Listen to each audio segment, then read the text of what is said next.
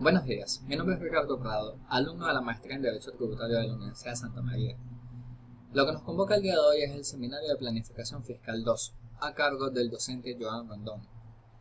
En esta ponencia le vamos a hablar un poco sobre lo que es la planificación fiscal agresiva y las técnicas de Treaty Shopping y Rule Shopping.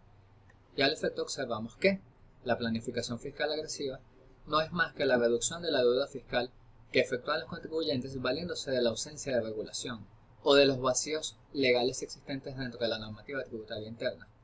Esto con un objetivo claro, que es el dar lugar a una doble no imposición o a una doble deducción. Así observamos que hay diversos mecanismos a través de los cuales se puede poner en marcha esta planificación fiscal agresiva. Sin embargo, para el carácter de la presente ponencia, quisimos traer a colación tres de los más importantes. En primer término tenemos lo que es el traslado de la deuda.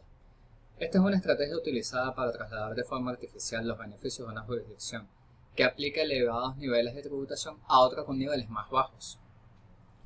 Simple y llanamente se observa de este breve concepto que lo que el contribuyente busca es sacar las ganancias obtenidas dentro de una jurisdicción con niveles tributarios altos y trasladarlos a otra jurisdicción con unos niveles tributarios más bajos para que así le quede una mayor cantidad de rentas.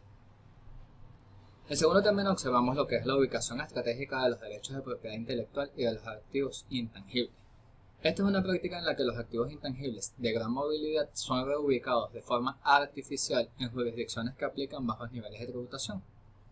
Aquí, al igual que el caso anterior, lo que se toma es estos activos intangibles generados en una jurisdicción tributaria de alto nivel impositivo y se llevan a otra jurisdicción de un menor nivel impositivo.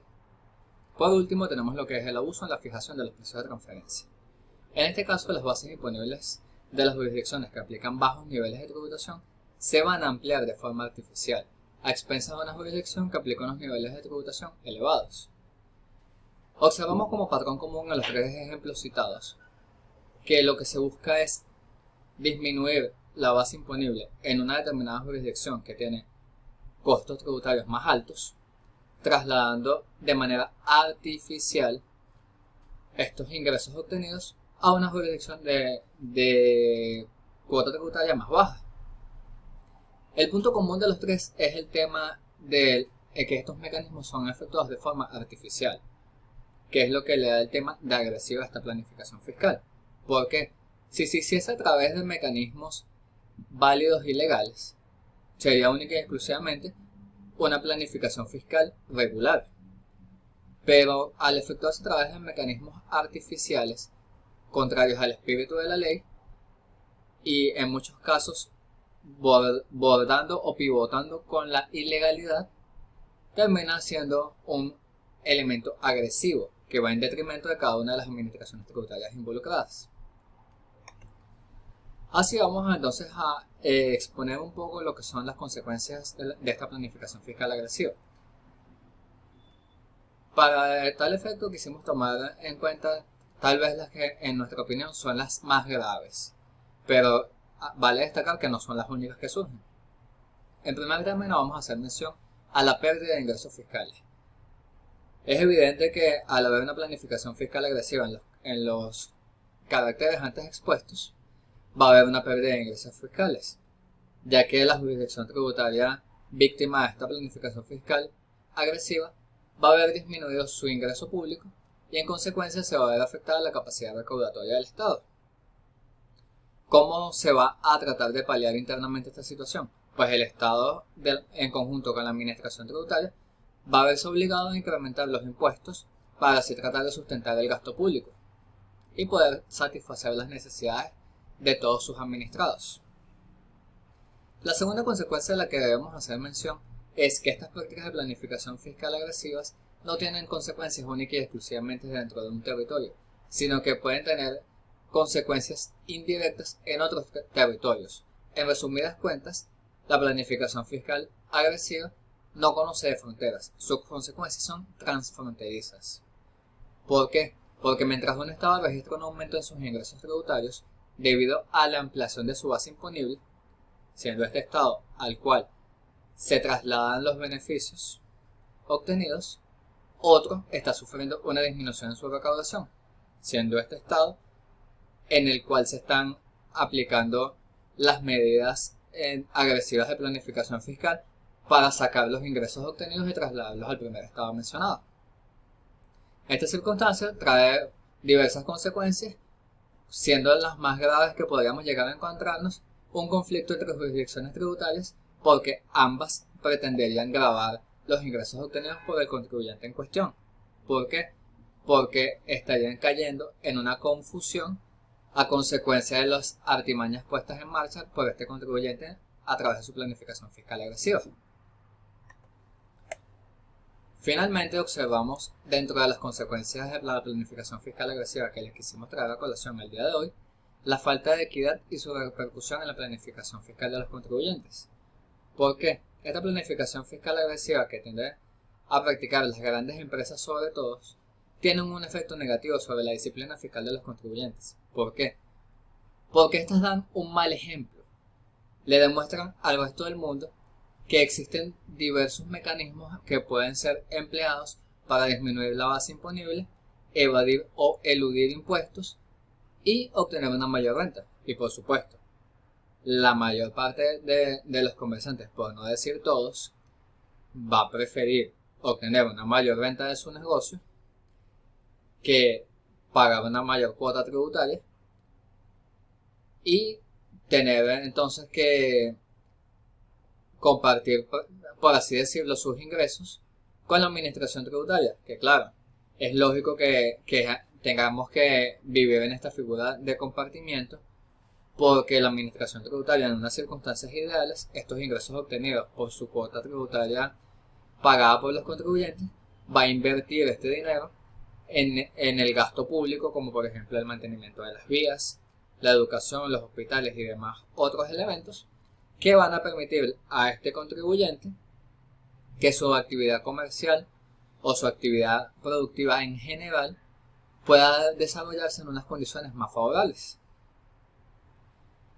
Pero bueno, delimitado a esto, observamos que las consecuencias de la planificación fiscal agresiva son sumamente graves y ello ha motivado que las administraciones tributarias hayan históricamente emprendido una lucha contra esta práctica, procurando tomar las medidas pertinentes para erradicarlas progresivamente, ya que estas pueden incitar a otros contribuyentes a dejar cumplir sus obligaciones tributarias o tomar distintos mecanismos que le permitan que la cuota tributaria sea lo mínima posible.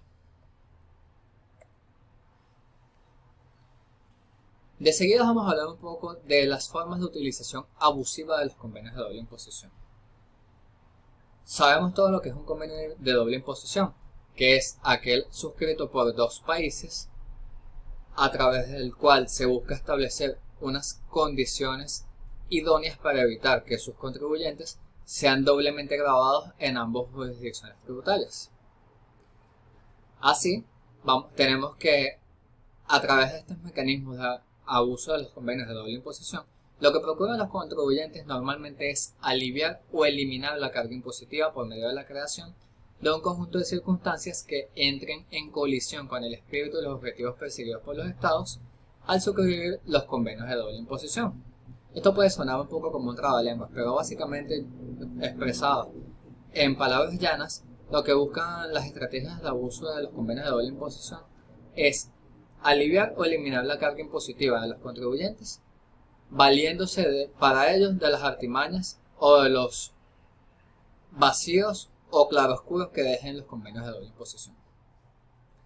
Así básicamente podemos decir que esta práctica implica el amparo de un convenio de doble imposición a un contribuyente que no tendría derecho a ello, o bien buscar la calificación inadecuada de una renta en el marco de un convenio de doble imposición. Determinado esto, vamos entonces a hablar un poco de lo que son el treaty shopping y el rule shopping, que son los mecanismos más comunes utilizados por los contribuyentes para abusar de los convenios de doble imposición. El treaty shopping consiste en la reducción de la tributación en el país de la fuente articulada a través de un convenio de doble imposición. Visto aisladamente, diríamos que reducir la tributación bien sea en el país de la fuente o en el país de residencia valiéndose de un convenio de doble imposición, no es una actividad ilegal. Sí, estamos de acuerdo. Pero lo que categoriza al treaty shopping dentro de estos conducta de planificación fiscal agresiva y utilización abusiva de los convenios de doble imposición es el hecho de que el contribuyente está requiriendo los beneficios del convenio de doble imposición cuando no tendría derecho a ellos. ¿Cómo es esto? Pues el contribuyente va a emplear una serie de medidas fraudulentas para beneficiarse de un convenio de doble imposición del cual no es acreedor de sus derechos. Posteriormente observamos el caso del bull shopping. En el caso del bull shopping, el contribuyente lo que va a buscar no es beneficiarse de un convenio de doble imposición del cual no es acreedor de sus derechos, sino que en este caso el contribuyente sí es acreedor de los derechos del convenio de doble imposición, pero él lo que va a buscar es sacar el mayor provecho posible de ese convenio de doble imposición. ¿Cómo lo va a hacer? A través de la calificación de rentas. Este contribuyente lo que va a hacer es disfrazar las rentas obtenidas en ese territorio para que éstas califiquen en la categoría que, según el texto del convenio de doble imposición, va a generar una mayor reducción de la medida de tributación en la fuente.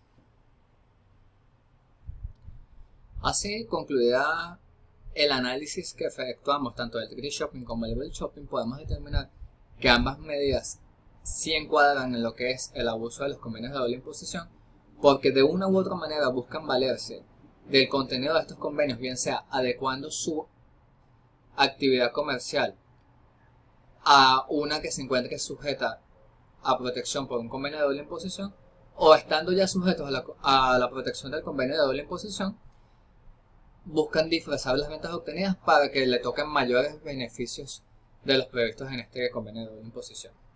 Actividades las antes expuestas que obviamente van en detrimento del carácter de toda administración tributaria, que es el garantizar la mayor recaudación posible, siempre dentro de los límites legales establecidos tanto en su legislación interna como en estos convenios de doble imposición antes descritos, que le permitan obtener los ingresos necesarios para satisfacer el gasto público nacional.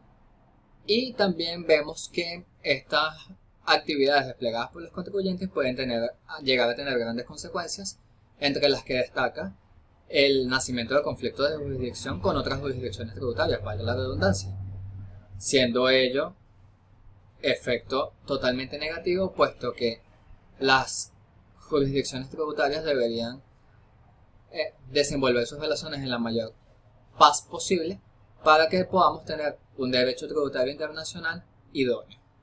Gracias por su atención, espero el contenido antes expuesto les sea de utilidad y nos vemos en una próxima oportunidad.